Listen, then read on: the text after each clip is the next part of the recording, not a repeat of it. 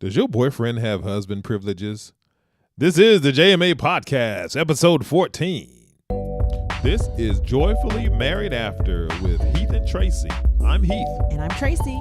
We're joyfully married after how many years, baby? 26. 26 years, 4 kids, corporate jobs, entrepreneurs, and this podcast is our view on life through our lens. Let's go. What's up, fam? Hey, we talking about privileges today. What kind of privileges? We talking about husband privileges, wife privileges, whatever kind of privileges you want to talk about. No, those are the only ones we really want to get into today. So the question is, does your boyfriend have husband privileges? It's a lot of them out there. We had, if we're being honest, you and I did live together for a time before we got married. Yes, we cohabitated. And I think that we were talking about the nuances of living together, cohabitating, versus how you conduct yourself when you're married. Yes, it's a difference. I think, and let's not keep this conversation one-sided. I think it's important to understand that men are also giving women wife privileges that Absolutely. they are not married to. Absolutely. So we're not talking one side or the other, but we are talking about boyfriends getting husband privileges and wives and girlfriends getting wife privileges. Yes. We need to stop that. Yes. Because it doesn't push you to matrimony. It doesn't push you to marriage. Now, if you've decided not to get married, carry on. But if you are looking to be married, you can't give someone the privilege of being married and not actually being married. Oh, you can do it, but that just doesn't necessarily mean that Why it I will need to lead, get married it will lead then? to matrimony. What's the thing we always hear? Why buy the cow when you can get the milk for free? I got plenty of milk right here in the living room. What I need to buy it for? I'm good to go. I'm good to go. What does our cousin always say? GTG? GTG, good to go. So what you want to figure out first and foremost is in your relationship, what is the purpose Yeah. of your relationship? Yeah, because I think what happens sometimes is, especially in those cohabitation scenarios, the sex becomes the centerpiece, Oh, right? here we go, talking about the Let's sex. talk about And sex. we ain't just talking about sex baby. privileges. We're Let's talk talking about many privileges. That's just one of them. Right. And so, your mind would immediately go to the sex, right? But I think that what was interesting to me when you and I first started broaching the subject, you immediately began to talk about some of these other things like sharing, planning your life, Dreaming. cooking meals, a lot of the intimate things that go along with marriage, Finances. right? When you're intimately intertwining your life with someone else's, Permanently. there are many things that can go very deep. Yes. And I think that it's important to make sure that you're in that marital relationship before you go down that road, because otherwise it gets very convoluted.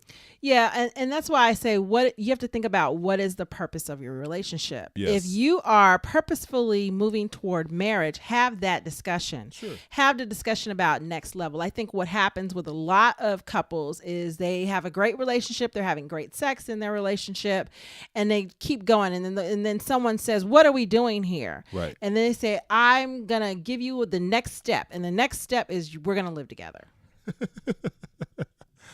Is that a next step? Or the next step is the dog.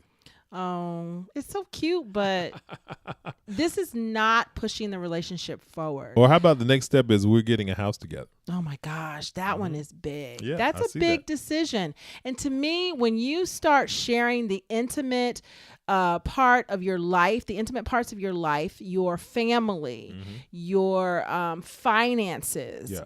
your body with another person, Yeah. you are giving them husband or wife privileges. And I think that sometimes, especially in today's society, people view that as very normal. Yes. Hey, we live together. Hey, we're going to buy a house together. Hey, we're going to get a dog together. Hey, we're doing XYZ. We're going on vacation, so forth and so on. And I think that in their minds, a lot of times the guys are thinking, well, yeah, if it keeps going well, I probably will propose to her eventually. Okay, well, propose already. It's not something that you take lightly at all. Mm-hmm. And I think what we're doing is we're taking matrimony too lightly. So therefore it gets pushed to the back burner as just another box to check. Yeah.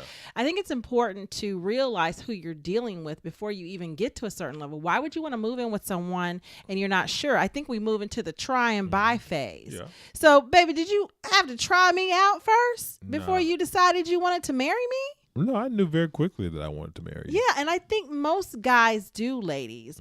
Now, as far as women are concerned, we pretty much know if we want to marry someone and we don't want to try and buy. Now, then the question becomes, well, what if his hands are too small? His feet. What if his feet are little? He only wearing a 6.5 though. I'm scared of that. What if that doesn't work like I want it to work? So my I need to gosh. try it and figure out. You don't have to give them husband privileges to see if you want to be married. It's a big myth in our society, I think. It is. The whole try and buy. Yeah, I think that I heard someone say once, we all have the same equipment, right? So from a physical perspective, I think that what's so much more important when you begin to evaluate that you're going to spend your entire life with this person, that how you engage, how you communicate, what you really like, the nuances about their personality, how they make you feel, how they are with you in trying times, when they smile at you. I think that there's a myriad of things that you can delve Like I'm into. looking at you right now. Yeah. There's a myriad of things that are so much more important than that thing that's going to be 5% of your marriage. Well, I can't say it's not important. No. I'm not saying it's not important. What I'm saying is that there's so many other things Yes, That- that are more important. that are more important when you talk about being married for the rest of your life, for the rest of your living days on planet Earth, Right. than just that. I agree. Yeah. I agree with So that's that. all I'm saying. I think that's why I think it's important to once again go back to my first question. What is the purpose Right. of the relationship? Yeah, that's is- that term. That's that term, dating with purpose, right? Yeah, I guess you could say that. I don't think people do that anymore. I think they dig a woman. I think they dig the way she looks or the way she treats them or the way she does them. Yeah. And or the way she cooks or whatever it is about her. Yeah. And I'm not saying, but dudes think, okay, that's enough. Well, there's still a component of our society that is, I guess people would call that old fashioned, that still approaches relationships in that way, right? And so it's certainly that that word I was using recently, the heretic approach, right? When you have sort of the high thought in society that things are this way now and that other way is old fashioned and people don't do it that way anymore. They only do it this way, and there's nothing wrong with living together before you get married. There's nothing wrong with this and there's nothing wrong with that, and so forth and so on. Where from a traditional perspective, you understand, the abundance and the blessing and what happens when you enter into a marriage relationship and how these other things seem to be added to you Yeah. in that way, which is a point that I think a lot of people miss. Okay. Yeah. So think about purpose, and as far as the whole try and buy, the next point was try and buy. Mm-hmm. So try and buy is we're not. It's an excuse. I think it is. I think you're right, baby. I think you're right. It's an excuse. Yep. We're not jelly bellies. Right. Women aren't jelly bellies. Right. Yeah, I mean, I think that when you understand the concept of that men are visual, Yes. and men see women, and there's so many different hues and shapes and sizes and nuances to women. It can be overwhelming for men, right? Because hey, I have this beautiful woman in front of me, but look over there. There's another one. beautiful. So if you don't have a certain level of maturity or self-awareness, understanding of yourself, understanding of life, then that could just weird you out. And it's that whole FOMO conversation, right? Fear of missing out. And that's what happens, I think. It's the paralysis of analysis, and you have, especially guys that are quote eligible, right? Hey, maybe you have a business or you have a good job, or you're good looking. You've got What a are you great waiting for? You got a great physique. What are you waiting And for? so in your mind, it's like, hey, I'm a hot commodity. I got this going on. I got that going on. And, I'm just going to play the field and be the man. And we'll just see which way life takes me.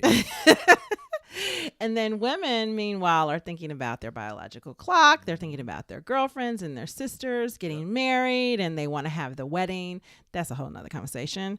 But and I think we have that one, emphasis on the wedding. Yeah. So I think that's another thing that people fall into. They don't get married because they're thinking about the wedding so much and how they can't afford the wedding, or who's going to come to the wedding, or how much the wedding's going to cost. Take that out of your conversation right now. It's just not that important. Yeah, and we touched on that F word, fear. And I think that's another component of that, right? So, a woman has a great guy, and the guy wants to move in, and of course she's thinking, if I don't have sex with him, he's going to leave me. if I don't let him move in, he's going to leave me. If I don't let him do this, he's going to leave me. If I don't cook his favorite meal, he's going to leave me. So therefore, you move in together out of fear, And you turn into wife because you want to show him, I can be a wife. and that happens. And it's a no. That happens all the time. Don't do it. And even though I sit here and say Heath and I lived together before we got married, let me ask you a question, babe, and I'm doing this publicly. Was I a wife before we got married? No, you did not act like a wife at all. I didn't. No. I didn't. I lived with my boyfriend and we had a baby. It was It was very pretty much like much that. what it was. It was very much It like was that. it was convenience Yep. because we were pregnant and we had a child. We had to think about that. Yep. When we got pregnant, we had to think about, okay, do I want to be with this person? Mhm. It wasn't, oh, I got pregnant, now I'm going to go and get married and do all. No, absolutely not. Right. We'd only been dating a few Just a few months, months, yep. when we got pregnant. Mhm. So when we got pregnant, we had to begin the purpose part of our relationship. Right. And in that purpose part, the discussions that we had, okay, are we moving toward marriage? Do you feel like I could be your husband? Do you feel like I could be your wife? And the answer to that was yes. Yep. So once we figured out the purpose of our relationship, Uh-huh. and we knew we were expecting a child, we decided to continue to move forward, yes, by moving in. But I did not turn into a wife. Nope. It caused problems sometimes. And he was not a husband. No. It caused problems sometimes. No, it was not. So that's very important. I think it was good for our relationship. I think we continued to grow. We Yeah. continued to court. Oh, We yeah. continued to support and love one another, but we didn't feel the pressure of a marriage. And I think that's another reason why people cohabitate, because they don't want the pressure of a marriage. But keep in mind, there's a time limit on that. And it was definitely a time we were planning to get married. We were planning and moving toward marriage. Right. But the nice thing about it was there was no pressure, simply because we had already stated our purpose. Our purpose was to continue to grow our relationship and then have this baby. And I think then we get got married, and that's what we did. We We dated. got married after graduation. Yeah, we got I think the baby was Jasmine was 9 months when we got married. Yes. So we dated about 18 months Yep. before we got married. We did. And we dated with a purpose, and our purpose was to get married. Correct. So it's the first thing, I'll go back to that again, guys, is purpose. Purpose. So you got to figure that out and have that discussion. Dating with purpose. The second thing is what he said, fear, keyword, fear needs to go. Right. You don't need to have any fear whatsoever around your current relationship. Yep. If you feel like he or she is going to leave you if you don't help them pay the rent, if you don't cook on a regular basis, if you don't sex them the way they want to be sexed on a regular basis, you need to rethink all of that. I never once felt like I had to do anything for Heath to continue to want to be in a relationship with me. Did you, babe? No, I don't think so. I think it was just very engaging, and then on top of that, we were having sex. Yeah, right? we were. And so that was another thing where I didn't have to wonder if that was going to happen or if we were going to be having conversations. It was just everything just flowed and worked for us. So it was a little different than. But were past there any relationships. fears there during No. that time? No, I didn't have any fears. Like, if because I don't do this, I think one, I didn't have any fears because I was such a confident person. okay. And then number two, I didn't have any fears because I felt like our relationship really clicked. Yeah, I agree. And that there was nothing about you that bothered me. Right. So for me, it was very comfortable. Yeah, very much same here. I had no fear in our relationship, and I think that's important when you're in a relationship, is to not have any fear about anything going on, anything you want to say, anything you want to do, anything you don't want to say or don't want to do. That needs to flow in the relationship. Yeah. And if you have any fear in the relationship and you're doing what you don't want to do, you are giving your boyfriend or your girlfriend husband and wife privileges. And let me just add to that, baby. I think that when you and I first started dating, before we became physical, we had hours and hours. Yeah, and we talked did. about that on some other videos and other things that we've done. Yeah. But we had hours and hours and days and weeks where Yeah. we did nothing but talk. Exactly. Well, we got to know each other so deeply and so intimately, even before we went on our first date. I think that also contributed to our comfort level with one another. I think so. And I think that that was one of the things that we talked about with this item here. You know, in this world of kind of just meet somebody and hook up and that kind of thing, Yeah. you know, you miss some of those things around courtship and the old school days of talking on the telephone. And It's important to have a lot of conversation. yeah, you got to go to the store to get the long cord to plug into the base so that you can pull it into the other you're going room. way back. So the person doesn't hear somebody else in the house doesn't hear your conversations and that kind of thing. You know, so some of that kind of old school stuff is gone now. Yeah, so hold off as long as you can. Yeah. The other thing is understanding the consequences of having intimacy or being intimate. And when I say intimate, I don't mean just physically, but I mean emotionally. I mean financially. Right. And we can just go ahead and say sexually. When you are intimate with another person, you are giving them husband or wife privileges. And when you say, we already know what sexual intimacy is. There may be things that you do with or want to do with your spouse one day. You shouldn't be doing those with your boyfriend or your girlfriend. Yeah. I don't believe in sex before marriage. Personally, even though I did have it, I've come to believe that that's not the best way to go. But if you are having sex before marriage in your relationship, try to understand that the intimacy is going to take the relationship to another level. Right. The sexual bed is for marriage. Yep. And Heath and I have had this discussion. We often talk about how we wish we had both waited and how different it would be and how things would be different. Yep. We feel like we've kind of shortchanged one another in that respect. And we've taught it to our children because we want them to wait. But if they don't, it's fine. But I'm just saying it's important to understand that if you're not waiting, that you still hold back a little bit some things you would do with your husband or your wife and not just be all out with this other person that is not your husband or your wife. Yep. As far as financial intimacy, what are your thoughts on that? Yeah, I think that when you begin to integrate your life financially with someone else, I mean that's as deep as it goes, right?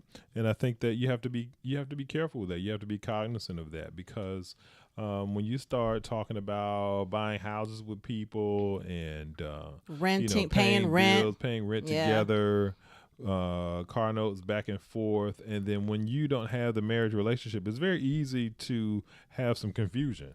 Yeah. Right? And it's well, difficult you to paid, separate. I paid this and I Right. paid that, and you didn't do so and so. Well, I don't want to deal with you no more. And then you walk out and it's like, hey, what Or happened? people, sometimes I think people attach finance to intimacy, and he or she loves me or he or she cares about me because they took care of this issue, this financial issue for me. And it's real easy to say, you ain't my wife.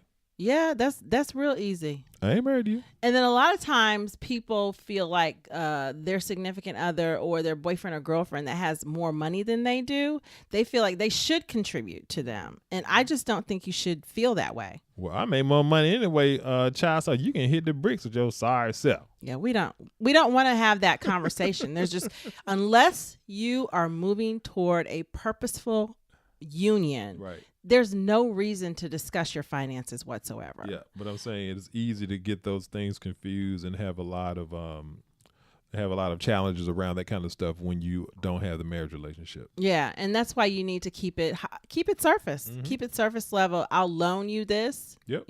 When can you give it back? And people will get offended by that. Oh, you must not really be into me if you loaning me money. No, we need to keep it separate for a reason. Heath and I did not merge our finances, believe it or not. Even though we cohabitated, we did not merge finances until we got married. It sounds weird, but that's what my dad sent me money for school. His mom sent him money for school, and it was separated. We paid our rent, and we got around town and ate groceries, but it was still separate because it wasn't smart. It wasn't useful. We weren't married. Right. We weren't married, so we couldn't merge it because if you have to leave or separate, it's very difficult. Yeah. So keep that in mind. Keep your 401k business to yourself. Keep your bank account balance to yourself.